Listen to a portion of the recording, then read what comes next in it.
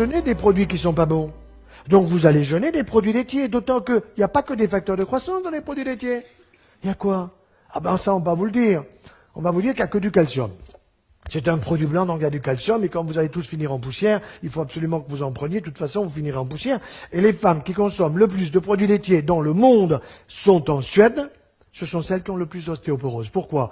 Parce que ce que le lobby des produits laitiers ose vous dire en minuscule dans une astérisque en bas de page avec une loupe, il faut le lire, c'est que le calcium animal est absorbé au maximum par votre intestin, par votre tube digestif, à 40%. Ça veut dire qu'il y a 60% qui, normalement, fout le camp dans les déchets. 60% dans les déchets. Par contre, on ne vous dit pas que le calcium végétal, celui que vous avez dans une pomme, dans une poire, dans des légumes, dans des légumineuses, dans des amandes, des noisettes, tout cela, tout ce qui est végétal, c'est 75% de l'absorption. Attention, si vous mastiquez bien. Sinon, vous allez faire des phytates. Et les phytates, vous les retrouverez tout simplement dans les déchets. Ça veut bien dire que le calcium végétal, c'est celui qui est le plus intéressant pour éviter une ostéoporose que je ne veux pas. Et que pour éviter cette ostéoporose, eh bien, il faut que je prenne plus de calcium végétal que de calcium animal, parce que le calcium animal, j'en absorbe 40%. Et si jamais j'en absorbe davantage, c'est possible. Si j'ai un leaky gut, c'est-à-dire si j'ai une porosité intestinale, la porosité c'est quoi? Vous avez un imperméable qui est poreux, il pleut, vous vous mouillez. Si vous avez un intestin qui est poreux, ça veut dire qu'il y a des molécules qui passent. Ça, c'est juste. Le fructose doit passer. Mais s'il y a trop de calcium qui passe, le calcium, il arrive sur l'os et moi, je vais vous faire le dialogue avec l'os. L'os, il dit, moi, j'en veux pas, j'ai tout ce qu'il me faut. Dégage. Et où il va le calcium? Va où tu veux. Il va dans le sein, microcalcification. Il va dans la prostate, microcalcification, risque de cancer. Il va où? Eh ben, il va dans les articulations. Et vous avez de la coxarthrose et de la gonarthrose. Et mes collègues orthopédistes me disent, mais ferme-la. Mais on a les prothèses maintenant de genoux, de hanches, d'épaules. On a mis au point le coude et le poignet, mais on se les fait en or, les bonbons. Je suis pas d'accord. Et je vous raconte une anecdote personnelle. J'ai un de mes frères qui a quasiment 2 ans de plus que moi, qui avait une belle coxarthrose bilatérale et qui souffrait de ses 2 hanches. Alors j'ai pris la radio, je suis allé voir un copain orthopédiste. Qu'est-ce que tu en penses? Il me dit, ton frangin, il faut lui changer les 2 hanches. Bon, il a été d'accord parce qu'il avait mal.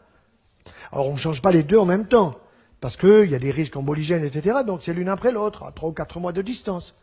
Alors je vais le voir après la première opération, et alors bon, il était content parce que c'était fait, mais il me dit, tu sais, les chirurgiens, vous êtes emmerdants, parce qu'il y a des tuyaux par-ci, des tuyaux par-là, puis il y a la rééducation, puis je peux pas bosser, et puis de toute façon, dans 3 mois, il y a l'autre côté à faire.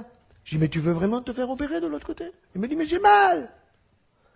Mais t'as une solution, me dit-il. Je dis, bien sûr. Et c'est quoi ta solution? Ah ben, il faut que ta femme écoute la mienne. C'est aussi simple que ça.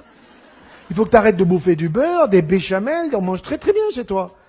Mais c'est la cata. Tu manges beaucoup trop de pain. Ah mais je me régale avec le pain. Ah ben oui, tu te régales, je suis d'accord que tu te régales parce qu'il est fait pour que tu te régales.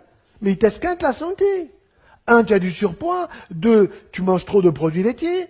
3, tu manges trop de viande rouge. Et pourtant, un bon poisson, des fruits de mer, de la viande blanche. Bien sûr qu'un charolais c'est bon 1 fois par semaine, mais pas tous les jours. Ah mais le soir, ils vous disent, les gens, je mange pas. 3 tranches de jambon. D'accord. Bon. Bien sûr. Alors, eh ben, ça fait 6 ans qu'il a été opéré de sa hanche droite. Et il s'est pas fait opérer de la hanche gauche. Et quand vous faites la radio, c'est toujours la même hanche, elle n'a pas changé. Seulement, qu'est-ce qui s'est passé? La suppression des produits laitiers, le changement des habitudes alimentaires ont fait que, tout simplement, il n'a plus la douleur. Pourquoi? Parce que tout ce que vous consommez en produits laitiers, avec le yaya, le yaourt que je prescris la veille du départ dans l'au-delà. Vous connaissez Actimerde? Ça vous dit quelque chose? Bon. Arrosez vos salades d'huile d'olive, mangez mieux et meilleur. Je ne suis pas pour un régime. Parce que quand vous donnez régime à quelqu'un, il vous dit ceinture, il m'a empêché de manger ceci, de manger cela. Non.